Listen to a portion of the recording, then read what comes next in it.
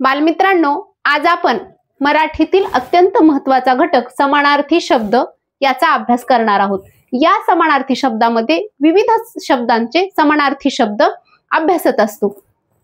समानार्थी शब्दांचा अभ्यास करत असताना पाणी, कमळ, समुद्र आणि ढग या शब्दांना कशा प्रकारचे समानार्थी शब्द येतात याचा अभ्यास आज आपण करणार आहोत। इथं पहा, सुरुवातीला शब्द दिलेला आहे पाणी।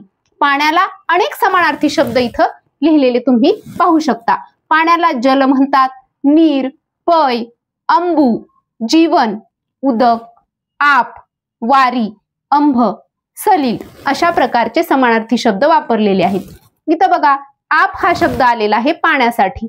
बघा, आपली सृष्टी ही पृथ्वी, आप, तेज, वायू आणि आकाश अशा 5 पंचमहाभूतांपासून तयार झालेली आहे। त्यातील आप हा शब्द पाणी हा शब्द दर्शवितो।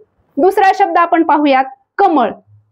कमळ या शब्दाचा पाणी या शब्दाशी कशा प्रकारे संबंध आहे आणि त्याचे तयार झालेले समानार्थी शब्द या प्रत्येक शब्दामध्ये पाण्याचा इथं वापर केलेला आपल्याला दिसून येतो। इथं बघा, कमळ, कमळाला पहिला शब्द आहे जलज। जल म्हणजे पाणी आणि ज म्हणजे जन्मने, ज्याचा जन्म पाण्यामध्ये होतो असे कमळ। नीर म्हणजे सुद्धा पाणी आणि ज म्हणजे जन्म, पाण्यामध्ये जन्मलेले कमळ। अंबुज, अंबुज या शब्दाचा अर्थ अंबू म्हणजे पाणी, ज म्हणजे जन्म।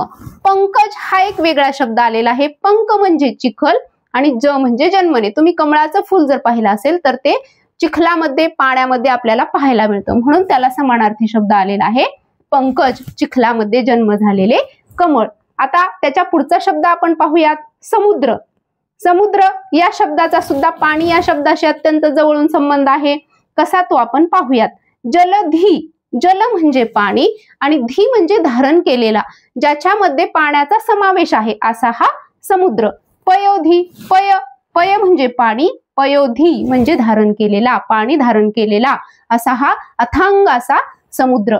अंबुधी, अंबू म्हणजे पाणी, धी म्हणजे सुद्धा धारण केलेला, ज्यांनी पाणी धारण केलेला आहे असा तो समुद्र। जलनिधी, जलनिधी म्हणजे ज्याच्यामध्ये पाण्याचा समावेश आहे असा तो समुद्र। यानंतर आपण पुढचा शब्द पाहणार आहोत, ढग। ढग या शब्दाला समानार्थी शब्द पाहत असताना त्यामध्ये सुद्धा पाण्याचा संबंध आपल्याला इथं आलेला दिसून येतो। जलद, ज्याच्यामध्ये जल आहे, जे पाण्याने भरलेला आहे असा तो ढग। पयोद, पयोद म्हणजे पय म्हणजे पाणी आणि द म्हणजे आपल्याला पाणी देणारा कोण आहे, तो आहे ढग। नीरद, नीर म्हणजे पाणी आणि द म्हणजे देणारा। ढग आपल्याला काय देतात, पाणी देतात, पाऊस देतात, त्यामुळं नीरद हा शब्द सुद्धा ढगाला समानार्थी शब्द वापरलेला आहे। आता इथं पुढे बघूया शेवटचा शब्द, पयोधर। पय म्हणजे पाणी, धर म्हणजे धारण केलेला, ज्यांनी पाण्याला आपल्या स्वतःच्या मध्ये धारण केलेला आहे असा तो ढग। अशा प्रकारे आज आपण पाणी, कमळ, समुद्र, ढग या शब्दांचे समानार्थी शब्द पाहत असताना कमळ, समुद्र आणि ढग यांचा पाण्याशी कशा प्रकारे संबंध आलेला आहे याचा अभ्यास आपण केलेला आहे। धन्यवाद।